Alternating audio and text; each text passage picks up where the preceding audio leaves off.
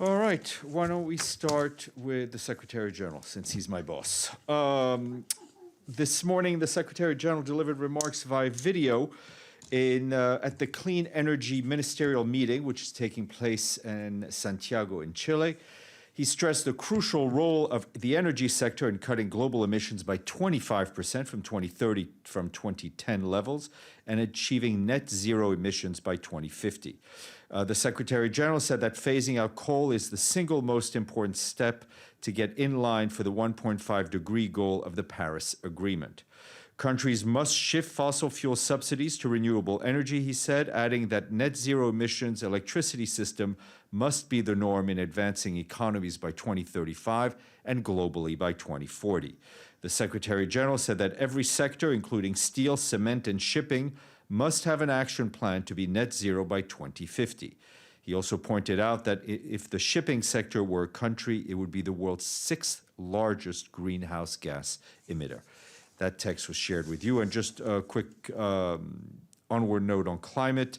The Food and Agriculture Organization today published a scientific review showing that due to the impact of climate change, plant pests that ravage economically important crops are becoming more and more destructive. They're also posing an increasing threat to food security and the environment. Turning to Lebanon and the issue of the special tribunal, I can tell you that the Secretary General is aware of and deeply concerned by the financial difficulties faced by the special tribunal for Lebanon. He has been actively engaged in efforts to secure additional funding for the tribunal, making a direct appeal to member states and the international community, as well as seeking emergency financial assistance from the General Assembly, which was provided earlier this year. The Secretary General continues to make an urgent appeal to member states and the international community for voluntary contributions in order to secure the funds required to support the independent judicial proceedings that remain before the tribunal. He also notes that the continued financial support by the international community is vitally critical to ensuring justice for the victims in Lebanon. And just an update on the Safar tanker, which is off the coast of Yemen, and I was asked offline about a statement made by Ansar Allah concerning our involvement in trying to secure the tanker. And I can tell you that the statement is clearly disappointing. It would seem to confirm that Ansar Allah is not ready to provide the assurances we need to deploy a UN mission to the Safar tanker. That mission, as you know, has been for years been seeking to conduct an assessment to do some possible light maintenance on that tanker. And I'll remind you that the tanker holds about 1.1 million barrels of oil. The Houthis' focus continues to be on the full maintenance of the vessel, but we have explained many times that this cannot be undertaken without an impartial assessment in hand. The tanker is a dangerous site, and we need to understand exactly what we're dealing with before undertaking any major works. We've had very intensive discussions on this with Ansar Allah over the last 10 days, trying to bridge the gaps in objectives and understanding. We've also been engaging directly, we've also seen direct engagement by member states to try to unblock things, which has been helpful. But we're not there yet, which is very unfortunate. The Security Council is expected to discuss the Safar tanker tomorrow, and we should have more information on you then. Moving on to Africa, where the head of the peace operations, Jean-Pierre Lacroix, has now arrived in Bangui. As we mentioned to you yesterday, he is part of a high-level delegation that includes the African Union, the Economic Community of Central African States, as well as the European Union. They will be in the country for the next 4 days as part of a regular consultations between the 4 organizations and Central African authorities on the peace process. Speaking to the press at the airport, members of the mission reiterated their commitments to promoting inclusive dialogue and true reconciliation. For his part, Mr. Lacroix emphasized the need of working together to achieve a lasting peace that will allow Central Africans to finally experience stability and security. The delegation will have discussions with President Faustin Touadéra, President of the National Assembly, Mathieu Sarangi, as well as representatives of political parties. They will also meet with members of civil society, including women's groups, and they are scheduled to end their visit with a press conference on the 25th of June. Okay.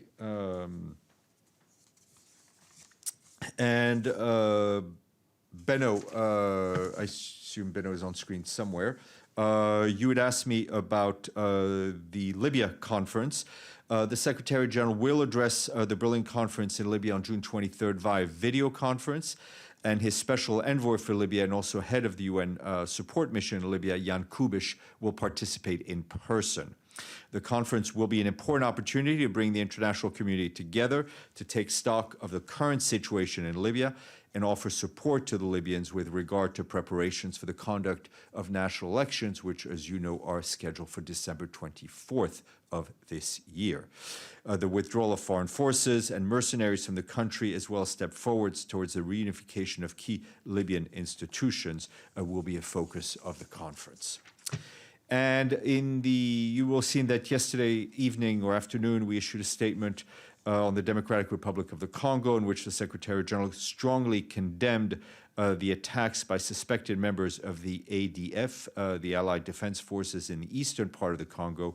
The attacks targeted camps of internally displaced people in the towns of Boga and the province of Ituri in North Kivu. 55 civilians were killed in the attacks and many others were injured. A quick reaction force from the UN peacekeeping mission has been deployed to the impacted area. Peacekeepers also assisted the wounded, including medical evacuations. We, of course, reiterate our support through the special representative in the DRC. Will continue to support the Congolese people and government in their efforts to bring about peace and stability to the country. Moving on to Ethiopia, our humanitarian colleagues are telling us that the overall security situation in Tigray remains highly complex. While hostilities have largely ceased in boundary areas with Eritrea, from northwestern to eastern zones since March, access to these areas is often denied. Violence and attacks against civilians, including humanitarian workers, continue.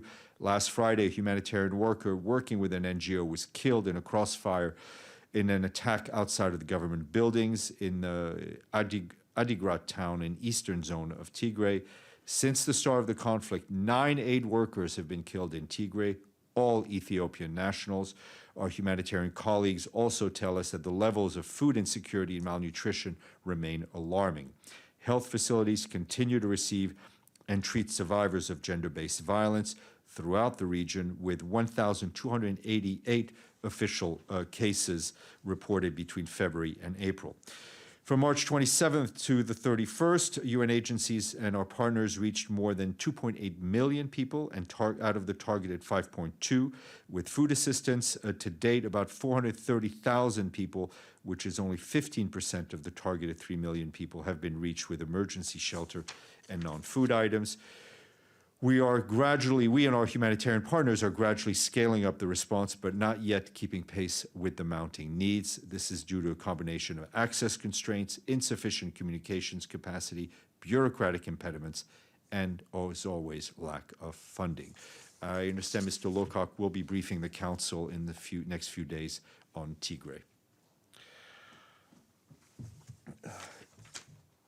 It never ends. Okay. A quick note to let you know that following his appointment as the new special representative for West Africa and the Sahel, Mahatma Nadif has started his first official tour of the region. Today, he's in Guinea-Bissau for a series of meetings. Earlier this week, he was in Ghana, where he met with President Nana Akufo-Addo. They discussed several issues related to peace and security in the region, including the continuous threat of terrorism and maritime security, as well as ways to strengthen the partnership between the United Nations and Ghana. In the coming days, he will also travel to the Gambia, Guinea, Cape Verde, Niger, Burkina Faso, Cote d'Ivoire, and Nigeria. Moving on to Afghanistan, heavy fighting and airstrikes continue from last week, impacting nearly all districts in Lanka province. There's also reports, according to our humanitarian colleagues, that fighting is spreading into new areas in neighboring Nuristan and Nangarhar provinces. According to our colleagues, fighting and armed clashes have further forced more than 10,500 men, women, and children to flee their homes in different parts of Imam Sahib district in Kunduz province. Houses and agricultural lands have reportedly been severely damaged due to the use of artillery and airstrikes. Assessment teams from the UN and humanitarian partners are working to confirm the impact of the situation across the impacted provinces. Responses have begun in Langham and Kunduz.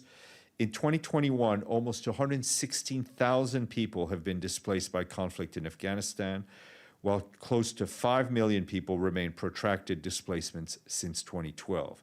We urge the parties to the conflict to better protect civilians and civilian infrastructure, including, of course, schools and hospitals, which have sadly been targeted all too often.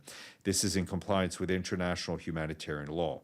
Urgent funding is needed for Afghanistan's humanitarian response plan, which requires $1.3 billion to help 15.7 million people. Only $172 million has been received so far. And turning to Myanmar, where schools have been reopening, our colleagues on the ground today warned that attacks on schools and education facilities are continuing. UNICEF in Myanmar says that at least 54 attacks against schools and school personnel have been reported since the military took over on February 1st, and that is up to the end of May. Most of these attacks have been taking place in May. There have been about 141 incidents of the military using education facilities for their own purposes. Our colleagues stress that violence in and around schools is never acceptable. With attacks on places of learning and education, staff and occupation of educational facilities are violations of children's rights. Also in Myanmar, our humanitarian colleagues in the country say they're alarmed by the increasing reports of internal displacement following intensified fighting in some parts of the country. Some 188,000 people have been displaced in the northeast of the country, southeast and west so far this year, the most of that since February 1st and the coup. The humanitarian needs resulting for this surge in displacement compounds the needs of the 1 million people who already need of aid prior to the military takeover. And from Sri Lanka, our UN team on the ground is supporting the government as the country faces one of its worst environment disasters after a cargo ship carrying chemicals caught fire off Myanmar on the 21st of last month. Among the thousands of containers on the cargo ship were more than 80 containing dangerous materials, including 25 tons of nitric acid. As part of the emergency preparedness and response efforts, the World Food Programme had worked with Sri Lanka's environmental protection authorities to set up an incident management team with oil spills, contingency planning, and simulation exercises. The UN team is ready to step up the efforts if requested by the authorities. And a quick note on a report issued by the ILO, the International Labour Organization, and it shows that the labor market crisis created by COVID is far from over. Their World Employment and Social Outlook Trends 2021 shows that employment growth will be insufficient to make up the losses suffered. That's at least until 2023. ILO projections indicate that global employment is expected to stand at about 205 million people in 2022, greatly surpassing the 187 million in 2019. This corresponds to an unemployment rate of 5.7% globally. Excluding the COVID crisis period, such a rate was last seen in 2013. The fall in employment and hours worked has translated into a sharp drop in labor income and a corresponding rise in poverty. Compared to 2019, an additional 108 million workers worldwide are now categorized as poor or extremely poor. And UNICEF today announced that it has signed a long-term agreement with Moderna to supply doses for the COVAX facility. Through the agreement, UNICEF and its partners will have access to up to 34 million doses of the vaccine for more than 92 countries and territories in 2021. This is the fifth supply agreement UNICEF has signed for vaccines. It previously announced agreements with the Serum Institute of India, Pfizer, AstraZeneca, and the human vaccine, otherwise known as Sputnik V. 4:30 p.m. this afternoon, co-chairs of the Friends of Women of the Sahel, that's the permanent representatives of Niger, Ambassador Abdou Abari, along with the permanent observer of the African Union, Ambassador Fatima Kiari Mohamed, and the head of the delegation of the European Union to the UN, Ambassador Olaf Skog, will brief you at the Security Council stakeout. That is following the Security Council's ARIA formula meeting on strengthening an integrated approach to peace and security in the Sahel through gender lens, and that is to launch the group of Friends of Women of the Sahel. Okay, I'm gonna have a little drink because I've spoken too much. And then we'll go to Celia and then Edie. Thank you, Stéphane. Chad and the Central African Republic have called on the United Nations to investigate an incident at a border post in which at least 6 Chadian soldiers were killed by Central African troops. What will the UN do? Because the situation is getting worse. No, of course. We've seen the communique that's come out of the meetings, the bilateral meetings between the CAR and Chad, calling for an independent, impartial investigation. That is good news, and it's a positive development, which we hope will help de-escalate the tensions and obviously contribute to the amelioration of the bilateral relations between the two countries. They called for the participation of the UN, the Economic Community of African States, and the African Union. At this point, we're looking forward to discussing with them exactly what they have in mind and the other partners and how we can provide the best possible support for this. Edie. Thank you, Steph. A couple of follow-ups. On the Lebanon Tribunal, how much money did the Secretary General's effort that he launched quite a few months ago raise, and what is the amount needed, and has the Lebanon government paid its 49% share? So what we secured from the General Assembly is, I think, $15.1 million. There is still an outstanding balance from the government of Lebanon. And I will try to get you a bit more granularity on the figures. We're obviously continuing to talk with the international community. I mean, the tribunal faces obviously a very grave situation due to the financial shortfall. What we want to see is member states, international community, whichever formulation you want to use, contribute money as quickly as possible so the tribunal can carry on its important work and bring justices to the victims. And on the safer tanker, what specific demands are the Houthis making, or are they just saying now's not the time? Listen, we've had quite a long back and forth with them. I mean, part of the issue is that they had wanted us to go in and do the full repairs right away, which obviously can't be done. We need to have we need to know what we're dealing with. I mean, we know broadly what we're dealing with is a leaky tanker with 1.1 million barrels of oil, which, if it broke or leaked, would have a devastating impact on the region, on the country, on people who rely on the Red Sea for support. What we would like to do is have an assessment mission to see what the situation is in the hull of the ship, in the mechanics, and obviously do some light repairs to avoid a catastrophe. And then we can come back and figure out exactly what needs to be done to fix the problem entirely.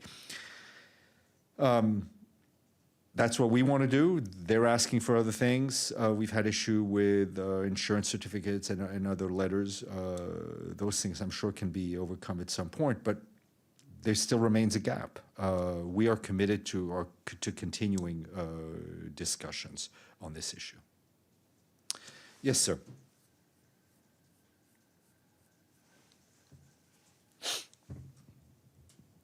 Thank you.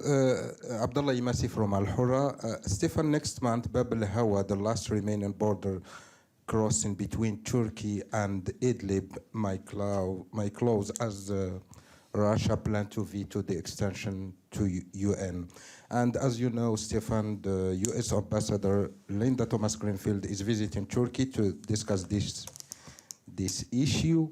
My question is, how does the Secretary General react on these dynamics? Thank you. Well, I mean, I will leave the dynamics of the Security Council to Security Council members.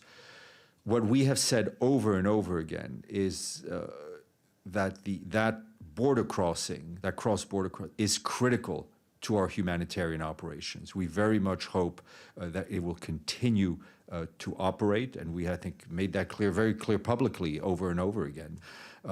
So the ultimate decision is in the hands of the Security Council, but I can tell you that, as I said, we've underscored the importance and the hope that it will remain open publicly, and the Secretary General, I think, has made his point privately to his critical interlocutors on this issue.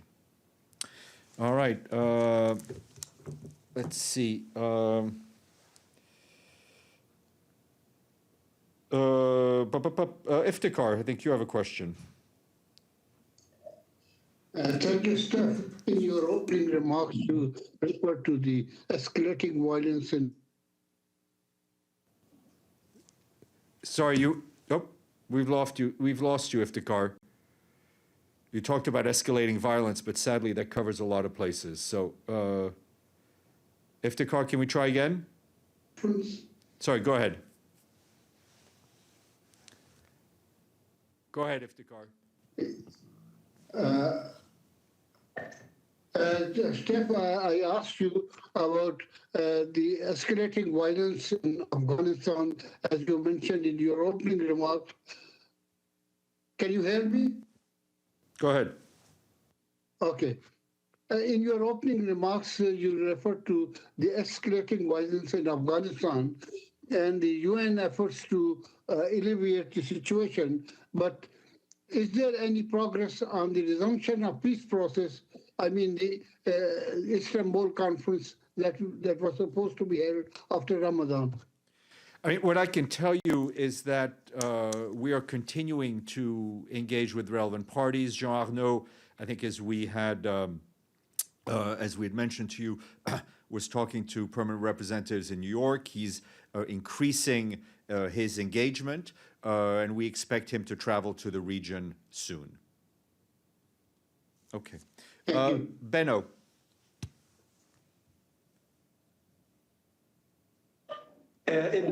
Sorry, I retract my question. You withdraw your question? Excellent. Oh, yeah, didn't you hear me? Sorry. Yes, I retract my question because it was answered, sorry. Okay, perfect. All right, then I will thank you and leave you in the hands of Mr. Varma. I sent you a question in writing, Stéphane. Can sorry. you answer it, please? I don't. Sorry. Can you read? Can you tell me what the question is now that I can hear you? Abdelhamid? Question, Stéphane, is about if you have a summary of the activities of Tor Winsland, the special coordinator from Gaza. Yes, Tor, as you know, had been in was in Gaza a few days ago. I know that he met with Israeli authorities today. I know he met with Benny Gantz, with Mr. Benny Gantz, the defense minister, to continue his discussions as he's had with parties to ensure that the ceasefire and the cessation of hostilities and the calm stands and is solidified. And we will continue to engage with all relevant sides in order to push for a political way forward.